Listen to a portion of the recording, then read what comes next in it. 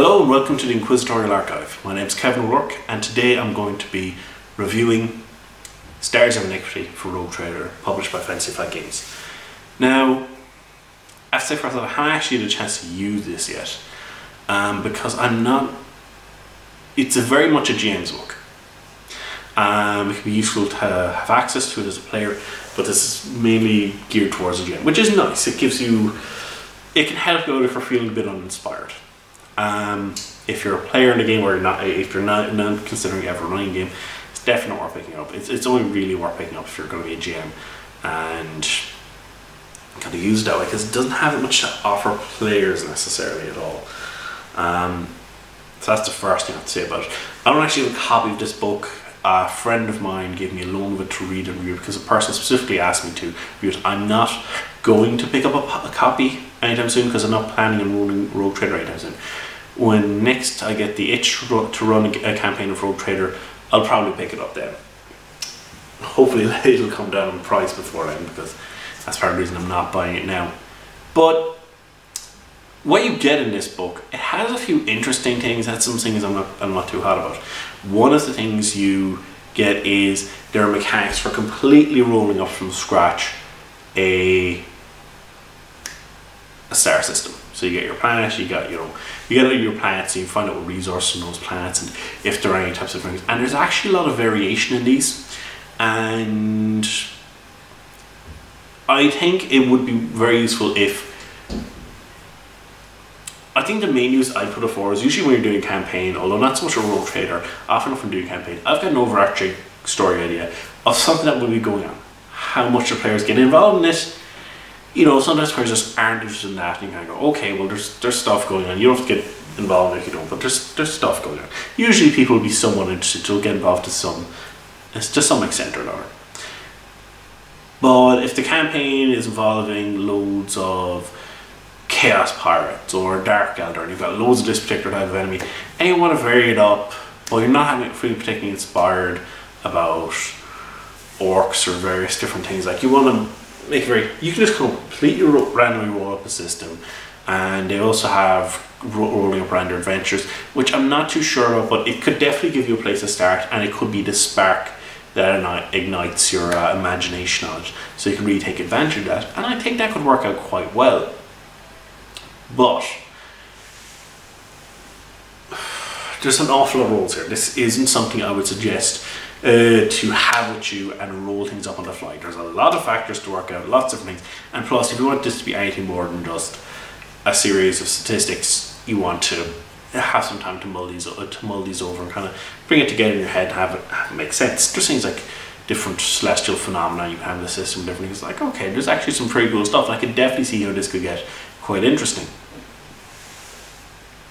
Like I said, it could be good for inspiration, particularly if you're having a bit of writer's block with it.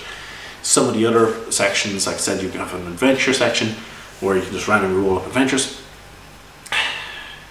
Most part, I haven't used this, but I'm not sure how well that'll work out. It could work out okay, I'm just not sure about it. I think it'll be great. I wouldn't base an entire campaign of rolling stuff out of this book anyway, that's for damn sure. But if your players decide, oh, we just want to go off and explore somewhere random or whatever, it's like, okay, this could actually be fun for while you're exploring, because you're going to go into a bunch of different systems with nothing in them for ages. And like, yeah, you come into this system, there's stuff here. Or if you're trying to find out, if the player's trying to find a place where they can set up a colony, as I know a lot of people have done in games, and I will get to the colony rules in a while, but you have a lot of actual, like I said, it's not the main thing we do for the campaign, however, it can help you having a writer's block. That's the main point I would say. The mission, I'm not sure about how well that's going to work out. It definitely could give you a starting point. You're probably going to end up gutting different things from here and there, but it might just help, you know, get the ball rolling for you. There's also what I think is very cool is equipment that you can get, modifiers and things for actual just unique bits of treasure. If you just want to come up with something very quickly, and I think that's actually perfect for that. I like the idea of that. And the colony section. Now, the colony section, you could always have a colonies Rogue Trader in the main book, but this is a bit more in depth. There's a bit more mechanics to it. It's a bit more, but at the same time, the mechanics are handled pretty well, I think. because your colony can actually grow and shrink in size. Your colony can actually fail. You have to invest profit factor to make this work. So it's like, I actually really like the colony rules. I think they're probably the best thing in this book. The colony rules have a lot to offer. You have different basically statistics that modify your colony, and you can basically buy things like you can buy missions and things like that. You can buy facilities of different kinds for the ecclesiarchy or various different people to improve the piety of the, like for example, the ecclesiarchy stuff will improve your piety generally. And you don't want your size to be above these stats because it will reduce your production values. And they actually have a lot going on because you got different stats. You got to balance it. And if you want to start taking profit factor out of the if you want to take your profit factor out of your colony, when it's ready to grow, you can basically show up and go, oh, actually, instead of you guys investing into growing, I'm going to need this profit factor. You got to make a rule, otherwise you'll actually upset the populace, and that will reduce their complacency. Stats, so they might start getting more upset and different things. So you actually have kind of an interesting balance here. Plus, you have to set up who's going to be the head of the colony, and you actually have an interesting thing here where you can pick different people of different things, or you can go with one of the cooler options is, I'm going to pick my third cousin twice removed. I think at some stage, if they handle it, I'm going to see how they do with this little colony here. Just put them in charge of a couple of thousand souls, and if they do pretty well, maybe I'll put them in charge of one of my my raider vessels, or put them in charge of a bigger colony later on, or think they did quite well on the business side, I'll get them doing this, that, or whatever. And I like that because you actually just go, I pick one of my members of my family.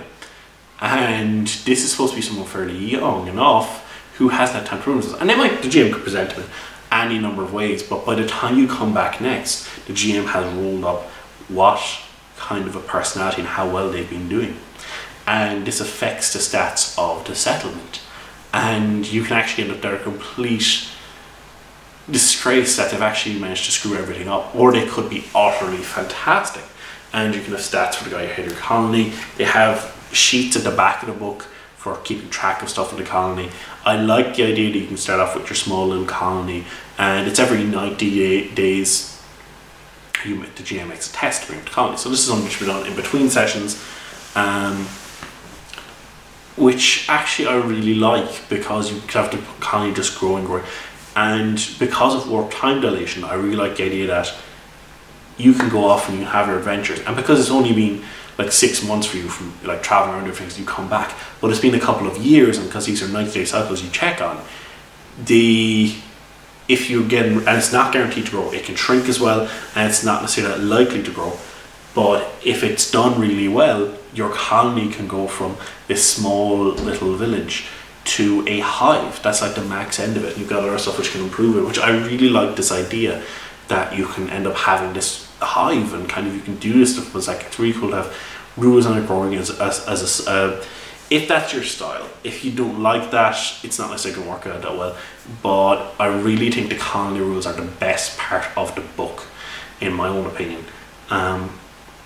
The other stuff I think could be quite useful, particularly for GM, if you're just come up with like random little bits and pieces. And I think I would purchase it and use it for next time running a Rogue Trader game, unless I'm going for an odd spin on it.